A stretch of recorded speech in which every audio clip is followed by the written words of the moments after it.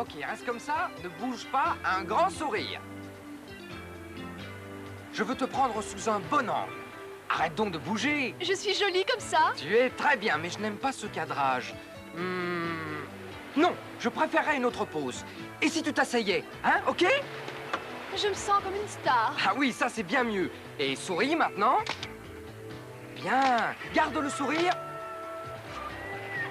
Super. Elles seront super.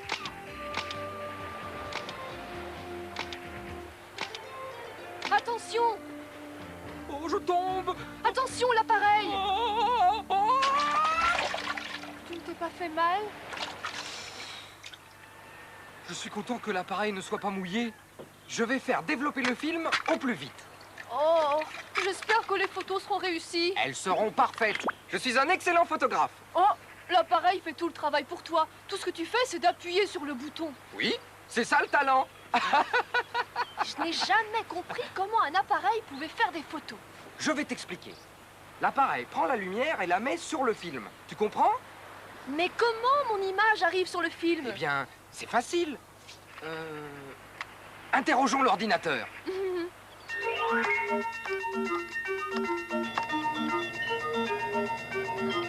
Ordi en photo.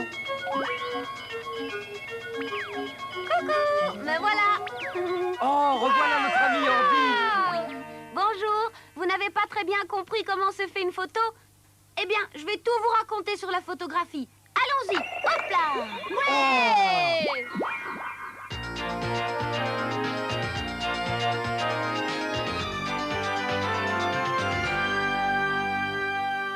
Pour prendre des photos, vous avez besoin d'un appareil. Et bien sûr d'un film. Sans film, aucun appareil ne peut prendre des photos, tout le monde sait ça. Mais savez-vous ce qui vint en premier? L'appareil? Eh oui, l'appareil fut inventé d'abord et le film bien plus tard. Nous voici en Europe au XVIIe siècle. Cette boîte ressemble peut-être à un appareil photo, mais n'en est pas vraiment un. Bien sûr, il y a une optique, mais en fait, c'est un instrument qu'employaient certains artistes pour dessiner. Salut l'artiste! Mais qui es-tu? Je suis Ordi, photographe. Il ignore qu'il est photographe car la photographie n'a pas encore été inventée. Excusez-moi de vous interrompre. Pouvez-vous me dire comment votre appareil fonctionne? Avec plaisir. C'est une caméra obscura et elle projette une image sur un papier pour que je puisse la copier. Mais d'où vient ce nom caméra obscura? Eh bien, nous avons emprunté ces mots au latin. Camera obscura signifie chambre noire. Dans une chambre noire, il y a un petit trou sur l'une des parois. Les rayons lumineux qui pénètrent par ce trou forment une image sur la paroi opposée. Seulement, l'image est à l'envers. À la place d'un simple trou, ma caméra obscura a une lentille convexe et également un miroir incliné qui me renvoie l'image à l'endroit. L'image se forme sur ce verre dépoli. Oui, avec les couleurs et les détails. Et comme ça, je peux en faire une copie exacte en dessinant l'image projetée sur le dépoli. Formidable! Ne serait-ce pas encore mieux si ce paysage devenait directement une image avec les couleurs et tout le reste? Bien sûr, ce serait mieux. Mais c'est impossible. Je suis un bon artiste, mais pas un magicien. Il était si près de devenir un photographe si seulement il avait su. Les appareils photo modernes s'inspirent toujours du principe de la caméra obscura. Mais ils sont devenus plus petits, plus maniables et plus perfectionnés.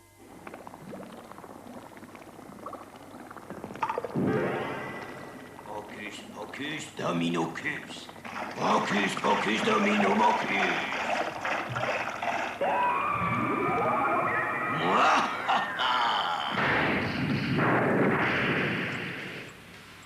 Ça n'a pas marché. Encore un échec. Pendant un moment, j'ai cru que cette fois, j'avais obtenu de l'or, mais non!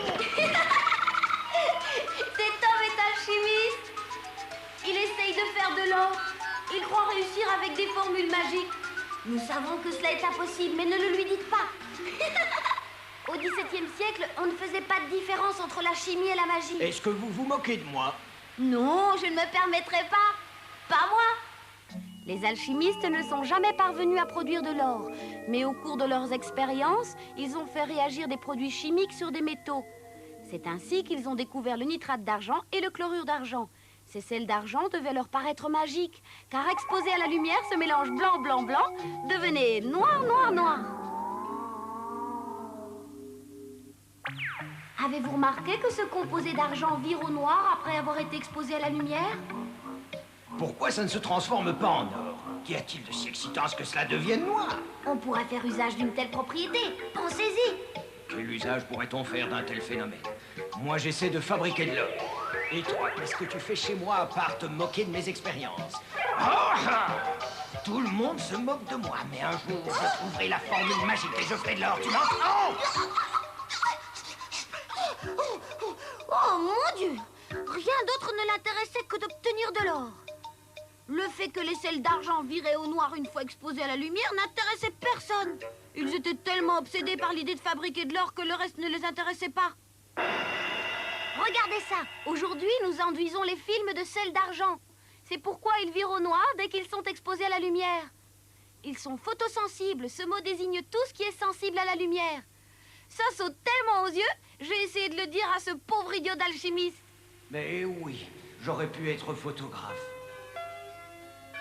En 1727, des expériences sérieuses sur les sels d'argent furent menées par un chimiste allemand du nom de Johann Heinrich Schultz.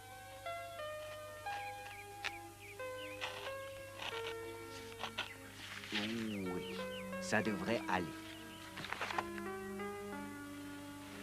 J'ai envie de voir cette expérience. Puis-je savoir ce qu'il y a dedans, monsieur Schultz? Patientez une seconde et je serai heureux de te le montrer. Ah? Qu'est-ce que c'est? Tu vois, dans cette bouteille contenant une solution de sel d'argent, j'ai ajouté de la poudre de craie. Ah? C'est une expérience de photosensibilité. Et maintenant, je vais mettre ce flacon sur l'appui de fenêtre où il sera exposé à la lumière. Et voyons ce qu'il se passe. Oh! C'est vrai, cela devient noir. Oui, mais seules les parties que j'ai découpées ont pu être exposées à la lumière. Si tu enlèves le papier, tu verras. Ok. Vous avez raison, cela donne une image parfaite.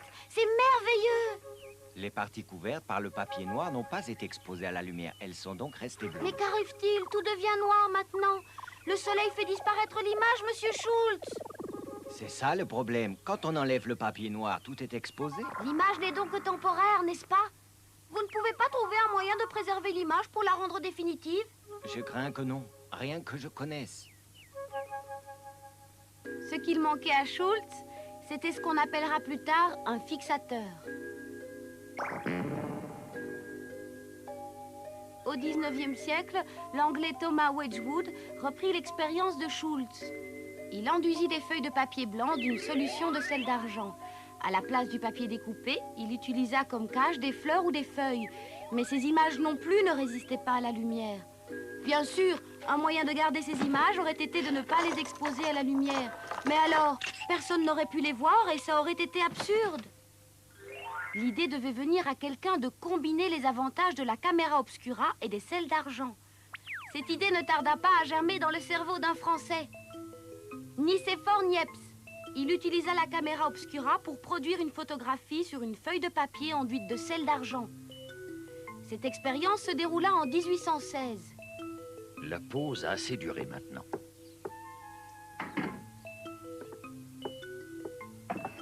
Bon sang, pourquoi l'image sort-elle toujours inversée? C'est normal, c'est un négatif. Hein? Que veux-tu dire par négatif? C'est une photo. Qu'est-ce que c'est, une photo? Une photographie, une image faite par un appareil photo. J'ai réussi à obtenir une image, mais regarde là, le ciel est noir, et tout ce qui devrait être noir est blanc. Tout est à l'inverse de la réalité. Les images ne sortent jamais correctement. Et ensuite, quand la lumière les touche, regarde ce qu'il se passe. Non! Cela va virer au noir. Oh, je le savais. Il doit bien exister un moyen d'obtenir une image fidèle à la réalité. Pour arriver à ce résultat, il abandonna les sels d'argent et fit des expériences avec d'autres produits. Mais qu'est-ce que c'est, monsieur Niepce? Je recouvre cette plaque de métal d'un vernis composé d'un mélange de bitume et d'essence. Lorsqu'on expose ce vernis à la lumière, il durcit. Cette expérience se déroula en 1826. Encore longtemps, monsieur Niepce? Ça fait déjà plus de 8 heures qu'on attend. Je crois que l'exposition est suffisante. Oh non! Trop exposé. Non, maintenant vient la partie la plus importante du procédé. Je rince la plaque dans un dissolvant. Les parties non exposées qui sont moins dures sont dissoutes.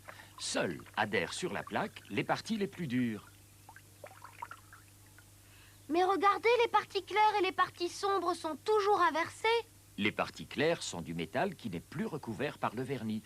Quand je plonge la plaque dans l'acide, le métal est attaqué et devient noir. Maintenant, regarde ce qui se passe quand j'enlève le restant du vernis. Voilà! Vous avez réussi! Yeah! La première photo! Les parties claires et sombres sont fidèles et cette photo est permanente.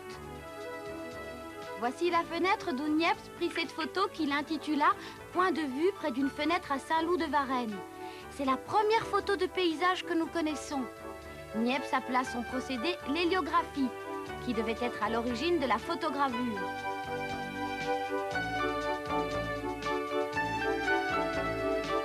Félicitations, monsieur Niepce. Grand merci. Maintenant, si tu veux, je peux prendre une photo de toi, Ordi. Peux-tu ne pas bouger pendant 8 heures? Quoi? Poser pendant 8 heures? Non, merci, monsieur.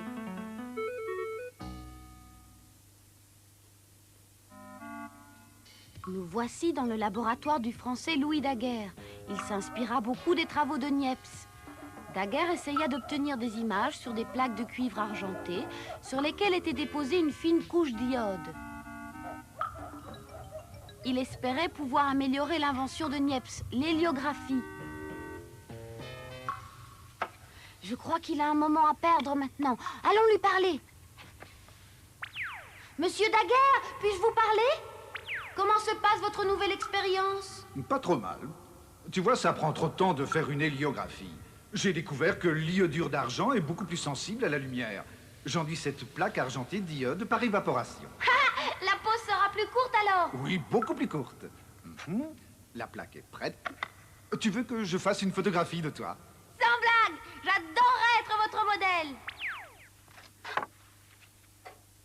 Voilà, je suis prête, monsieur Daguerre. Cela ne prendra pas plus de 3 heures. Quoi? Vous voulez rire? Et là, tu ne dois pas bouger. Tu dois rester absolument immobile. Tu ne dois pas bouger pendant que l'obturateur est ouvert. Non, non, mais ne bouge pas. Oh, il tient vraiment à ce modèle.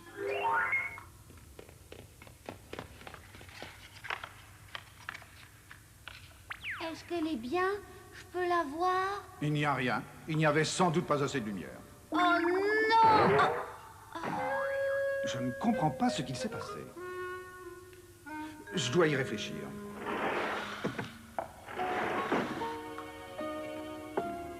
Le jour suivant, une surprise attendait Daguerre. C'est parfait. Comment est-ce possible? Mais hier, on ne voyait rien du tout, monsieur Daguerre. Il doit bien y avoir une raison. Peut-être est-ce magique. Bah, absurde. Il y a peut-être une réaction chimique causée par un des produits de l'armoire. Je me demande bien lequel c'est. Oui, un d'entre eux en tout cas. Je vais faire des tests. Chaque jour, Daguerre plaça une nouvelle plaque photographique exposée sur l'étagère. Et chaque jour, il enleva une des bouteilles. Quand l'image n'apparaîtra pas, vous saurez que vous aurez enlevé le bon produit. C'est cela même, Ordi. Cette photo est développée, donc le produit chimique est toujours dans l'armoire. Je vais en enlever un autre. Chaque jour, Daguerre plaça une autre plaque sur l'étagère, tout en enlevant un des produits jusqu'à ce que finalement il n'en restât qu'un. Voilà, c'est cela qui agit. Et qu'est-ce que c'est, monsieur Daguerre?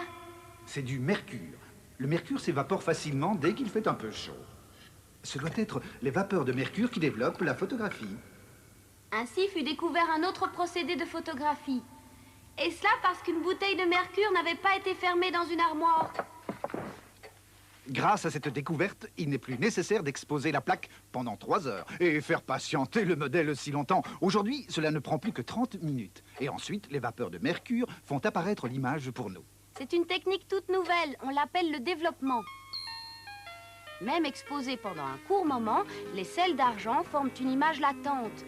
Mais cette image latente est invisible. Le développement est le moyen de rendre cette image visible. Dans la technique de Daguerre, l'image se forme sur une plaque enduite d'iodure d'argent et se développe au-dessus de vapeurs de mercure.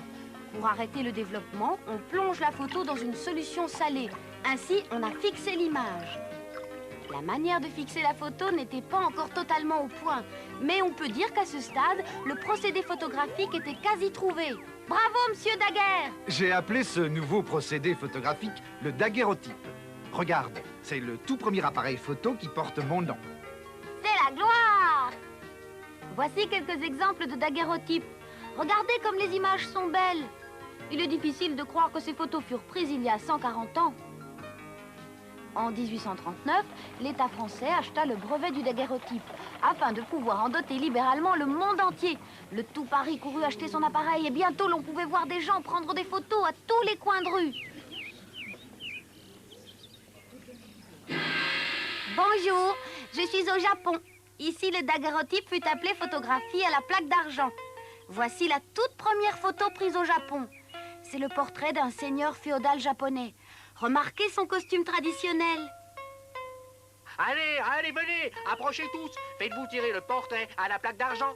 Non, allez-vous-en. Si vous prenez mon image avec cette machine, vous enfermez mon âme dedans. Allez-vous-en, espèce de diable. Hein? C'est difficile à croire qu'on puisse être aussi superstitieux. Vous pouvez prendre ma photo si vous voulez. Attrapez donc mon image si vous le pouvez. J'espère que cette photo n'est pas pour votre mère. Et si vous faisiez un grand sourire, faites cheese. Cheese. Et de qui vous moquez-vous? L'épée est du mauvais côté. Tout est à l'envers. C'était bien là l'inconvénient du daguerreotype. La partie gauche et la partie droite sont inversées, tout comme une image dans un miroir. Ya! Comme ça. Louis Daguerre apporta une merveilleuse contribution à la photographie. Mais l'un des problèmes de son procédé était l'impossibilité de tirer plusieurs exemplaires d'une photo. C'est l'Anglais William Fox Talbot qui résolut ce problème. Bonjour, dites-nous comment vous avez trouvé la manière de faire des reproductions, monsieur Talbot. Voilà, regarde cette photographie. C'est comme les photos de Niepce. Les noirs et les blancs sont à l'inverse de ce qu'ils devraient être. Cette image montre tout, mais à l'envers. Mais j'ai réussi à l'inverser en reproduisant l'envers de l'envers, tu vois? Hein? Je ne comprends rien du tout. Je vais t'expliquer. Que se passe-t-il si l'on prend une photo de cette photo dont les noirs et les blancs sont inversés? Eh bien, le noir devient blanc et le blanc devient noir. On n'a pas besoin d'un appareil pour faire ça. Il suffit de placer la photo contre une feuille photosensible, comme ceci, et de l'exposer ensuite à la lumière. Voilà, les noirs et les blancs sont à présent correctement rendus. Formidable! Et vous pouvez faire autant de copies que vous voulez en répétant l'opération. C'est pas plus difficile. L'image originale avec le noir et le blanc inversés s'appelle le négatif. Et la photo que l'on en tire s'appelle la copie positive. Le procédé inventé par Talbot est encore employé de nos jours. Il découvrit également des produits qui permirent de réduire le temps de pose à 1 minute. J'appelle les photos faites par cette méthode des calotypes. Cela veut dire belles images. Voici le studio de photographie de Talbot. L'opérateur de gauche reproduit un document, celui de droite fait un portrait. Ensuite, Talbot améliora la fixation de l'image grâce au procédé de Herschel. Les progrès accomplis étaient déjà grands et les photos très belles, mais restait un grand problème. Elles sont trop fragiles et se froissent aussi trop facilement. Et la texture du papier rend la photo un peu floue. Il faudrait quelque chose de plus durable. Des plaques de verre seraient idéales, mais le composé argentique n'y adhère pas. L'utilisation des plaques humides au collodion fut la solution à ce problème. On fit donc des négatifs sur des plaques de verre. Le résultat était aussi fin qu'un daguerreotype et pouvait être reproduit aussi facilement qu'un calotype. Mais tandis que les images s'amélioraient, surgit un autre problème, un problème très lourd.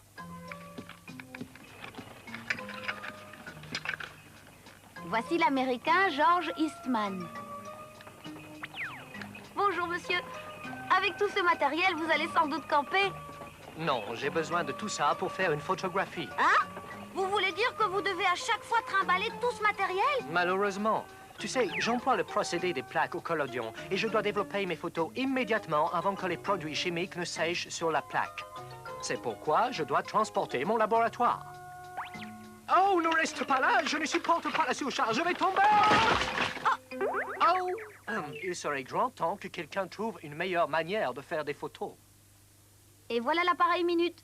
Conçu en 1888, il utilisait un film en rouleau et comme il suffisait de le charger et d'appuyer sur un bouton pour faire des photos, tout le monde et n'importe qui s'improvisait photographe. Élémentaire, mon cher Eastman, tout ce qu'il restait à faire, c'était clic et la photo était prise. Thomas Edison utilise ensuite les films en rouleau de Eastman quand il invente sa caméra. Le film de cinéma avec ses perforations conduisit à la conception d'appareils photo de petit format. Rendez-vous compte, cette pellicule photo perforée est la même que celle utilisée dans les caméras de cinéma. La photographie a évolué et est employée dans tous les domaines. En sciences comme en art, pour témoigner de l'histoire ou rendre compte des événements. Et c'est aussi un précieux outil pour la médecine ou pour l'étude de la nature. Les astronomes font également grand usage de photographie. Les météorologistes analysent les images des satellites pour donner des informations souvent vitales aux aviateurs ou au grand public. Vous aussi, vous prenez des photos, n'est-ce pas? C'est une bonne manière de conserver des souvenirs. Peut-être un jour je pourrai voir les photos que vous avez prises. Quand tu veux. Je te montrerai les photos que j'ai faites dès qu'elles seront développées. Ah oui, chouette! À propos, vous savez, les produits chimiques dont je vous ai parlé, chacun d'eux peut être très dangereux. Alors, ne les utilisez pas s'il n'y a pas d'adulte qui vous conseille. C'est promis. Je dois partir maintenant, salut!